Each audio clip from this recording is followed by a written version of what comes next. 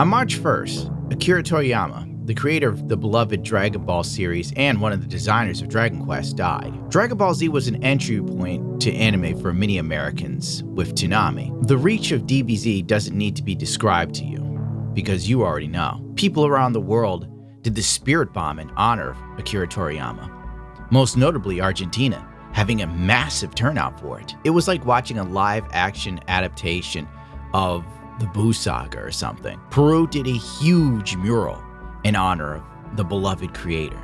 Twitter was full of people expressing their condolences for the death of a man that changed their lives. Dragon Ball Z crossed cultural, racial, and language barriers in a way that modern franchises can only dream of today. Because Dragon Ball Z wasn't ruled by a committee trying to monetize people. It was the creation of one man who has proven how many people you can reach by just telling a good story, created with passion and imagination, something severely lacking in our entertainment culture currently. Toriyama is one of those success stories that gives you some semblance of hope in today's world. He went from being rejected for jobs, bumming cigarettes off his mother, to influencing the world. And the beauty of it is, it wasn't his goal. He just wanted to create. That's the true mark of an artist. I've always been a Gundam guy, but I'd be lying if I said Toriyama's art style didn't influence me in any way. And it didn't have me drawing DBZ characters in school like everybody else. Before Dragon Ball Z took off, anime and manga was really a niche thing. It was for hyperweebs like me and my friends, back when the phrase otaku meant something. In fact, it was almost a slur. The type of guys that were importing shows that were poorly subbed from Asia, because my buddy's mother used to give him like $100 a month, every month, for doing nothing. So he got all the cool stuff. I could tell you hours of stories that involved Dragon Ball Z, but we don't have time for that. So when Akira Toriyama died, I stopped working on my master grade Strike Jagan and started looking for SLI files. Cult 3D is my usual stomping grounds for SLI files and 3D print files, obviously, right? I sifted through a lot of bad ones, and then I found two good ones. Super Saiyan Goku's first transformation on Planet Namek by Kai Quart, and Majin Vegeta by Kaiden 3D. I saw many content creators on YouTube pay tribute to Toriyama by reading an article or reacting to his death by putting in as much energy and effort as DSP, but I can't go out like that. Some of my fondest memories as a kid was just playing imported Dragon Ball Z games with my friends. Legends was my overall favorite of all time. This is the only way to honor an artist I never met with my own art, and friends I may never see again. So I'm gonna go as hard as I fucking can. This is my tribute to Akira Toriyama, a 1/6 scale Super Saiyan Goku. The Planet Namek transformation after the death of Krillin and the near fatal injury of Piccolo.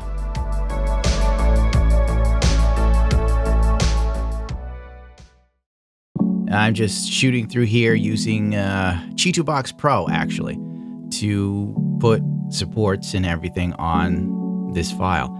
To be honest, I'm not actually the best at this, and technically you probably want to do this at a, 90-degree angle or something for the best overall look.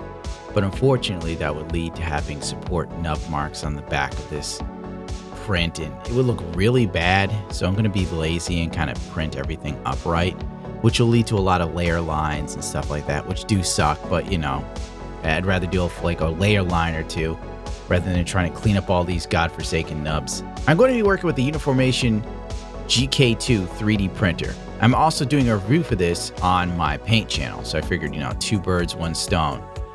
That way I get some experience with this, and I can use it in the video. I was going to add Majin Vegeta to this build as well, but then I ran out of resin. The ease of use on this printer made making replacements for items a completely worry-free experience, which is very new for me in 3D printing. This is the most user-friendly printer I have ever used in my life thus far. The only real issue is me dropping the parts and breaking them. The resin I'm using is a Frozen AK water washable resin. It has amazing details, and with the right printer, like the Uniformation GK2, you can print it around 0.75 seconds for each layer, which is pretty much impossible if anything else right now. And you don't want to overexpose this resin, which I learned the hard way in this video, because then it's really hard to break off supports. It makes cleanup work so much worse. I'm also using the ultrasonic cleaner. Remember when I said if you overexpose the resin, it makes cleaning up so much harder? Well, this is that. That's as it happens because I'm stupid. I didn't do any tests before running the GK2. I just heard, hey, it's easy, let's go. And that's what happens. Always test each new printer you get to see what the ins and outs are, so you don't end up having to wear all of this stuff to cut the resin out. I'm also using the Frozen Sonic Razor Blade. This is also working in conjunction with MadWorks.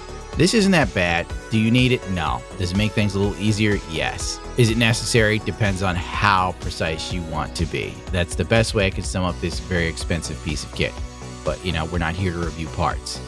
As you can see, there's a little tiny nub mark on Goku's pants, and I have to use a normal razor blade to cut it off because the ultrasonic one would just, it'd be too much.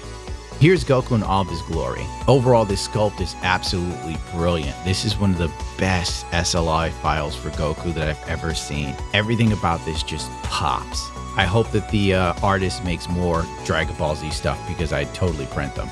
All right, so I made the mistake of printing the base in two pieces, like I said before. Real dumb move. Also, water washable resin is very brittle, especially the frozen variety.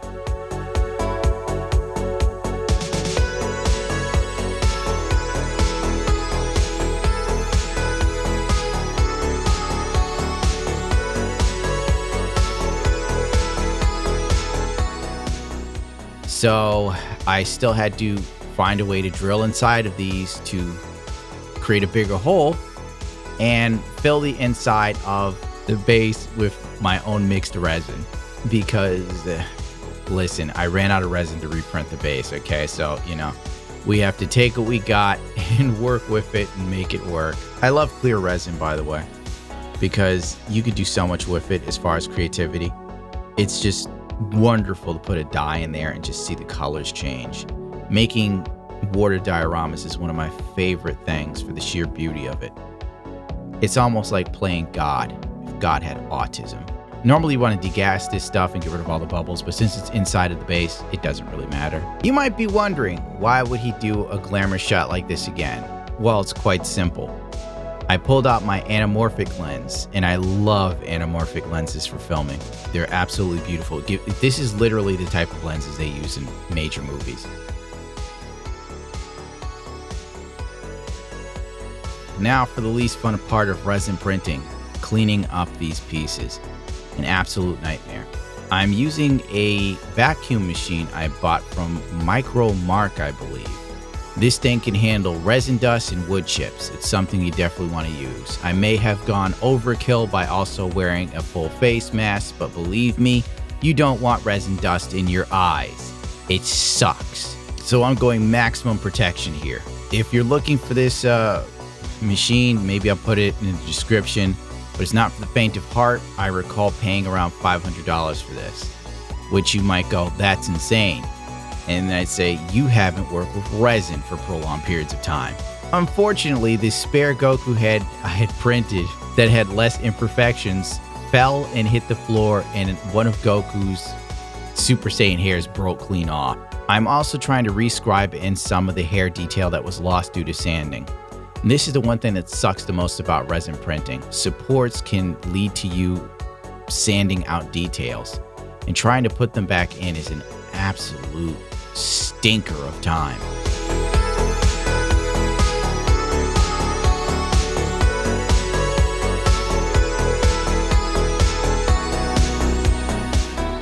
I'm also using some of my favorite sanding sticks. These are Infinite Model. They're from Korea, so I would highly recommend them. Sab Chisel, Korean made. Line tool, I think that's Immature Uncle. This right here is a Display sanding tool. That's Chinese though. Grabbed it off AliExpress, real cheap. It saves time, you know, and that's the name of the game. While I was working on this, I was still editing videos. And this is a tool you can buy off of Amazon.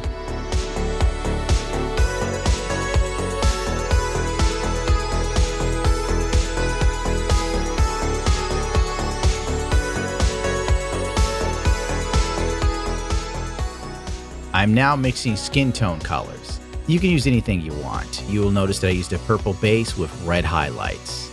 The purple base is a Gaia Notes color. They'll probably make it to America at some point. Why did I do this? I don't know. It was just kind of a whim. I thought a purple base could be cool for skin tones. I've never seen anyone else do that, by the way, so don't go following me thinking this is the way to be. I tend to just do things and not think about it and then sort it out later. And here we go, airbrushing. The long, arduous journey of airbrushing. I did a black back on this simply because, I don't know, I was going to do some white highlighting. I forgot what they call this. Probably just black backing, actually. You don't have to do this. You can do this any way you want. It's just how I went about it because I originally had a plan to do my paint differently than I actually did it. Everything I do is kind of like in the spur of the moment. I might have it planned out and then I change my mind and then it goes off the rails. We're now applying the skin tones. Remember, with skin tones, you need your base color and your highlight color. You can really see that base color coming through on the muscles of Goku. It actually looks really cool. Like, I was very happy with how it was turning out because I really didn't know if a purple base was a smart idea. It was just kind of like, I've never seen anybody do purple.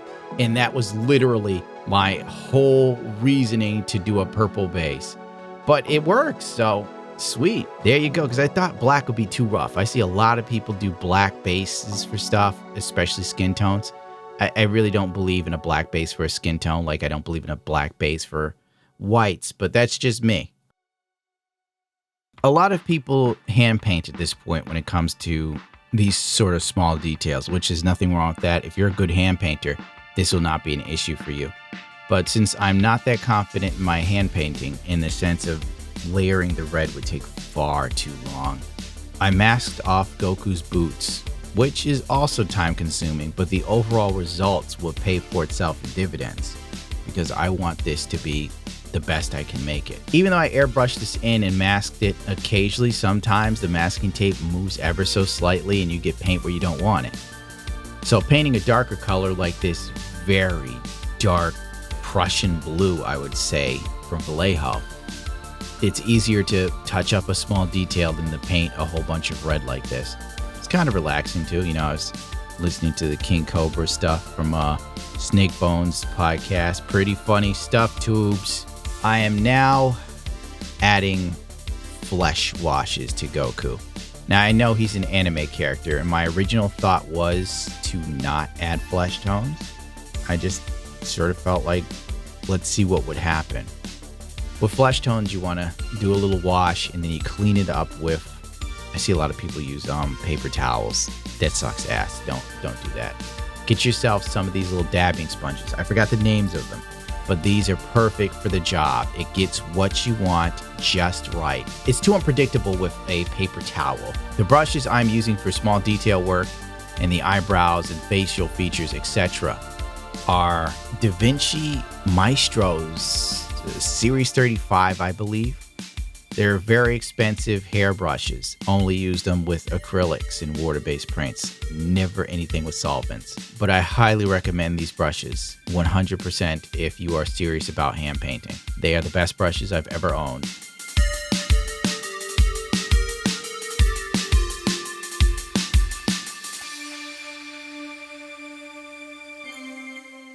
I'm now dry brushing Goku's details of his clothing, the blue spots.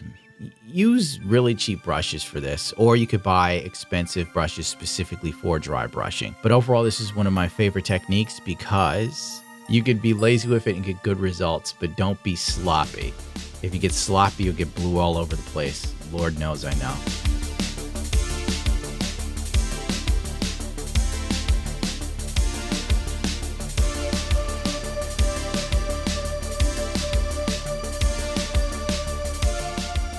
I'm using Tamiya enamel paints right here for red because I figured all the little scratches on Goku's body would look better red rather than black. I don't know, it's just a feeling I had. When you're making your own custom washes, you want to mix mostly lighter fluid and a little bit of an enamel thinner, but not much. You want to use lighter fluid. The lighter fluid is less abrasive to the lacquer paints under it. Once you start removing the enamel paint with a little bit of lighter fluid, by the way, on a sponge thingy, whatever this thing's called, I don't know what it's called. You want that for this. And it's reverse washing. It's very simple. You get amazing results. And there isn't that much effort you have to put in. You just have to be careful. You glide over what you've done rather than putting in any pressure. Son of a bitch. To hell with you, Spotify. For Goku's hair, now I'm just using Tamiya orange to make the yellow pop. You can also do brown, but I feel brown it looks all right, but orange is just the far superior color to use. The thing is with brown, Tamiya's already made brown washes. It's very simple to do if you want to be lazy, but if you want to go that extra mile, make your own orange wash if you're even following this.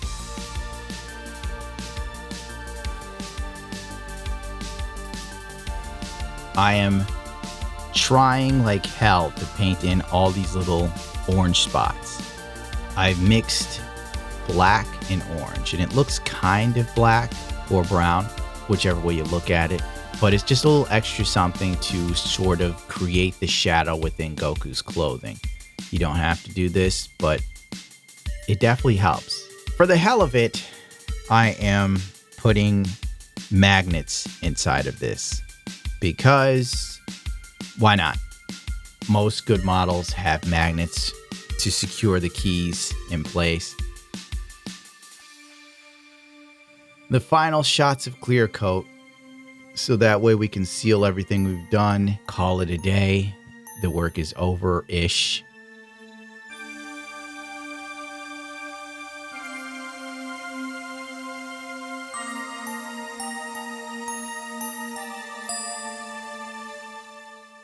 I forgot that I gave this little signature. I usually sign most things I paint. This is one of one because I don't know if I'm ever going to paint another one of these Gokus ever again. And I also should have probably added the number of these things I've painted. I think I've painted something close to 20 figures and Gundam model kits that I've given away or sold to charity. And I really didn't keep count. Here are the primers I use for this Goku base. We've got Surface Evo gray, black, and purple primers from Gaia Notes, one of my favorite paint manufacturers. I use Gaia Notes almost religiously. Gaia Notes, Mr. Hobbies, Born Paint, etc. Here are the red colors I use, mainly splash paints. You're not really locked down to any red. Do whatever red you feel like using in any situation.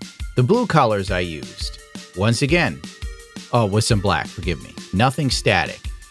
Everything here, swap out for whatever color you want. Ultra Blue by Gaia Notes, Suzy Blue, Mr. Color. I don't even know what the hell they call that. Phalos Saiyan Blue. It's probably the best color for Goku, actually. But I've never even heard of that word before. We've got Jet Black from Splash Paints. One of my favorite blacks because Splash Paints mixes everything to perfection. And it's so easy to apply with little to no effort.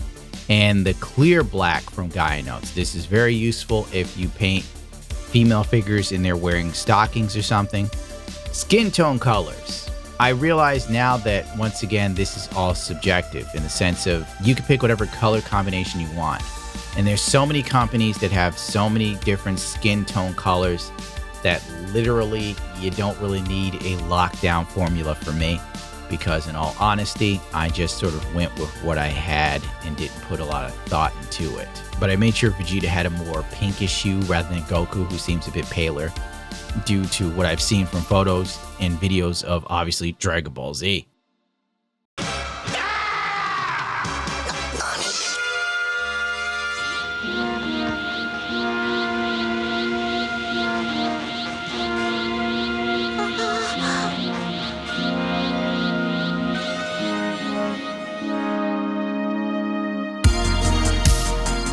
And now finally, my finished Goku.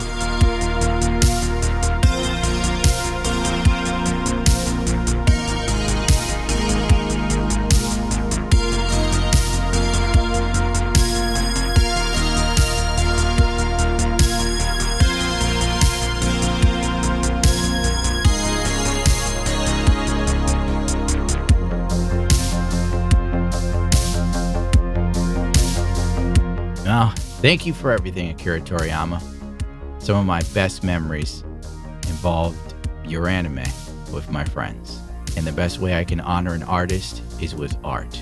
I gave this everything I had. I tried new things I've never done before, and honestly, I was real close to giving up on this when I was doing Goku. I thought like I screwed up the skin tone so bad that I didn't want to strip it. I was so close to trashing it, but instead of giving up, I just kept pushing forward like I normally do. And when you think about it, it's kind of what Dragon Ball Z is about. Pushing past your boundaries, getting better, trying harder, and not really giving up. A lesson that's lost on people today, I think. Oh yeah, rate, comment, subscribe, you bum. Oh, and one more thing. Inshallah, inshallah.